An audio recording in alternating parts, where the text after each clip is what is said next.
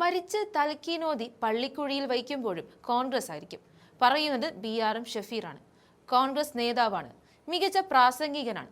എന്നാൽ ഇക്കഴിഞ്ഞ നിയമസഭാ തിരഞ്ഞെടുപ്പിൽ ഒരു സീറ്റ് പ്രതീക്ഷിച്ചുവെങ്കിലും ലഭിച്ചില്ല.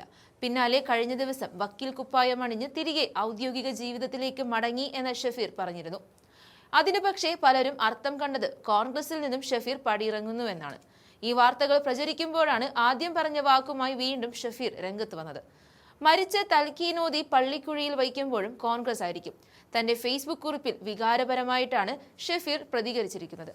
മരിക്കും മുമ്പ് ഷഹാദത്ത് ചൊല്ലി റൂഹ് പിരിയും മുമ്പ് അവസാനമായി കാണേണ്ടത് ഈ മൂവർണ്ണ കൊടിയാണ്.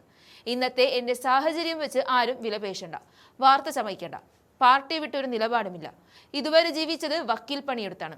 ആരുടെയും ഔദാര്യമോ കൈമടക്കോ പറ്റിയിട്ടില്ല. കൂലി പ്രാസംഗികനായിട്ടില്ല.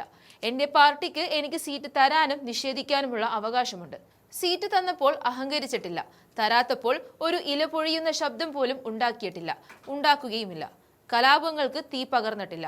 ജീവിത പ്രതിസന്ധിയിൽ ശ്രദ്ധക്കുറവ് കൊണ്ട് സാമ്പത്തിക ഭദ്രത ഇല്ലാതായി എന്ന് മാത്രമാണ് ഒരു പ്രശ്നമായി കണ്ടതെന്നും ഷഫീർ പറയുന്നുണ്ട്. ഒരാളെയും മനസ്സറിഞ്ഞ് ദ്രോഹിച്ചിട്ടില്ല. എതിർ പാർട്ടിക്കാരോട് രാഷ്ട്രീയം പറഞ്ഞിട്ടുണ്ട്. വ്യക്തിഹത്യ നടത്തിയിട്ടില്ല. എല്ലാ മതങ്ങളെയും ആരാധനകളെയും മാനിച്ച് അവിടങ്ങളിലെല്ലാം പോയിട്ടുണ്ട്. മനസ്സിൽ പോലും ജാതിമത വർഗീയത ചിന്തിച്ചിട്ടില്ല. അതുകൊണ്ട് BRM എന്ന വ്യക്തിയെ ആത്മാവായ പാർട്ടിയിൽ നിന്നും അടർത്തി മാറ്റി തെറ്റായ വാർത്ത കൊടുക്കേണ്ടെന്നും ഷഫീർ മാധ്യമങ്ങളെ ഓർമ്മിപ്പിക്കുന്നുണ്ട്. എവിടെ പോയാലും ഓടിയെത്തി കെട്ടിപ്പിടിച്ചു നിൽക്കുന്ന ആയിരങ്ങൾ ഓരോ തെരുവിലുമുണ്ട്. അവരാണ് എന്റെ ഏക ജീവിത സമ്പാദ്യം. പാർട്ടിക്ക് പ്രതിസന്ധി ഉണ്ടായാൽ പ്രതിരോധിക്കാൻ ആദ്യ വരിയിലുണ്ടാവും. വിശുദ്ധ വാക്യങ്ങളിൽ ഇങ്ങനെ ഒരു വാചകമുണ്ട്: നിനക്ക് വിധിച്ചത് 7-ാം ആകാശത്തിനു മുകളിൽ നിന്നായാലും നാഥനായ ഞാൻ വിധിച്ചാൽ നിനക്ക് കിട്ടും.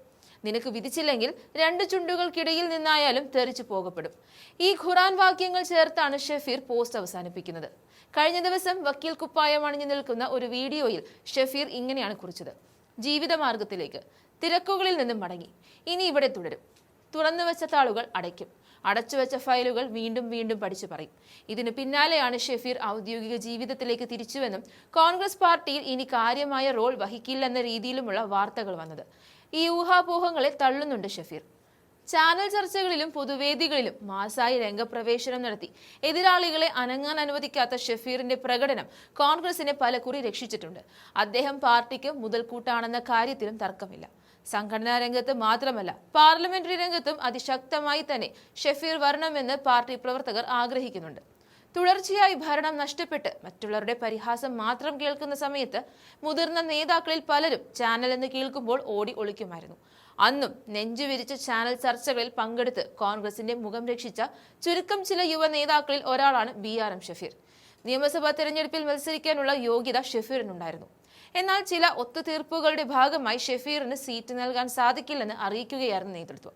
2021 ഒരു LDF തരംഗത്തിൽ UDFന്റെ ഒട്ടുമിക്ക പ്രമുഖന്മാരടക്കം കടപുഴകി വീണത് നമ്മൾ കണ്ടതാണ്.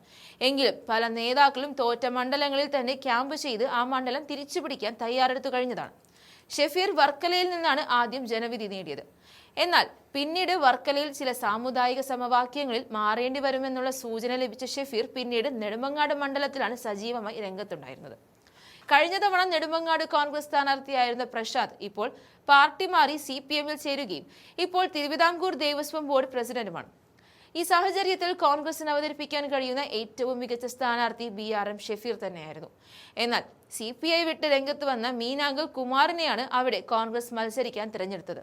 എങ്കിലും തെരഞ്ഞെടുപ്പ് പോരാട്ട ചൂടിൽ ശക്തമായ സാന്നിധ്യമാകുവാൻ ഷഫീറിന് സാധിക്കുകയായിരുന്നു. വക്കീൽ ജോലിയുമായി മുന്നോട്ട് പോകുന്നുവെന്ന് വെച്ചാൽ അതിനർത്ഥം കോൺഗ്രസ് വിടുകയാണെന്നല്ലെന്നും ഓർമ്മിപ്പിക്കുന്നുണ്ട് BRM ഷഫീർ.